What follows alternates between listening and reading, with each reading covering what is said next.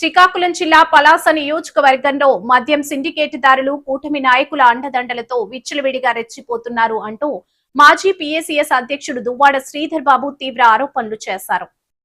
శుక్రవారం ఆయన స్థానిక మీడియాతో మాట్లాడుతూ పలాస పరిసర ప్రాంతాల్లో మద్యం యథేచ్ఛగా కల్తీ జరుగుతుందని, ప్రతి 2 గ్రామాలకు ఒక అక్రమ బెల్ట్ షాపు వెలిసిందని మండిపడ్డారు.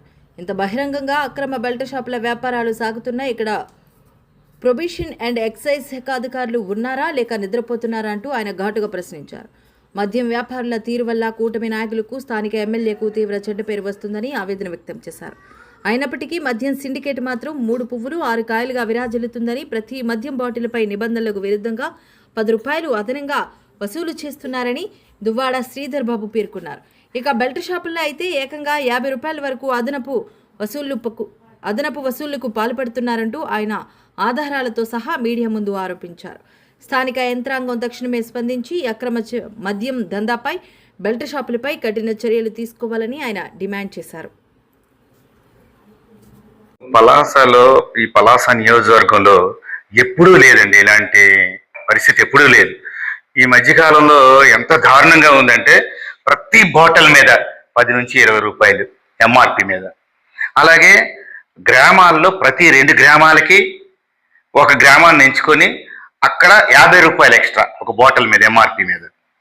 ఇంత దారుణంగా పెడుతుంటే ఎక్సైజ్ శాఖ అసలు ఉందా?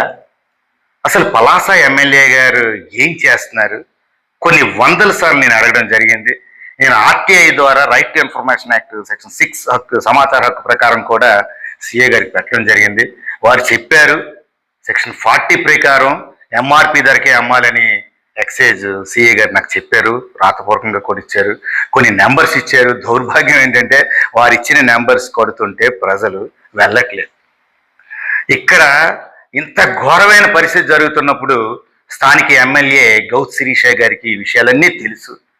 అన్యాయం ఇది.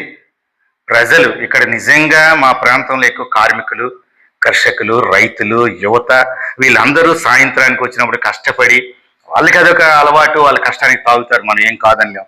వాళ్ళకి వెళ్ళినప్పుడు వాళ్ళు తీసుకున్న ప్రతి బాటిల్ మీద అన్యాయంగా 10 నుండి 20 రూపాయలు తీసుకుంటున్నారు. అంతేకాకుండా చాలామంది ఏం చెప్తున్నారంటే మేము తాగిన బాటిల్లో మాకు నాణ్యమైన మద్యం కూడా దొరకట్లేదు అనే కంప్లైంట్ ఉంది. చాలామంది బాధపడుతున్నారు ఈ విషయం మీద. ఇది చాలా అన్యాయం అండి. ఏం చేస్తాం?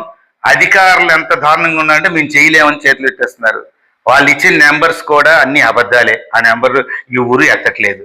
చాలా దారుణమైన పరిస్థితుల్లో ఉంది. ఇప్పుడు ఒక్కటి నేను సూటిగా అడుగుతున్నాను, నిజంగా ఇక్కడ పలాస ఎమ్మెల్యేకి స్థిత ప్రజ్ఞత ఉంటే, మీరు నిజాయితీ అనిపించుకోవాలనుకుంటే, మీరు నిజంగా తప్పు చేయట్లేదు అనిపిస్తే ఈ క్షణం ఆవిడ ఆపలేరా? ఎక్సైజ్ ఈఎస్కి పిలిచి తమాషా చేస్తున్నారా? ఎంఆర్పికి ఎందుకు అమ్ము అంటే అమరా? బెల్ట్ షాపులు రద్దు అవ్వా? ప్రతి 2 గ్రామాలకి ఒక గ్రామంలో. ఎంత దారుణంగా ఉందండి. గ్రామాల్లో మహిళలు పడుతున్న బాధలు ఎన్ని అని కాదు, చాలా దారుణంగా ఉంది.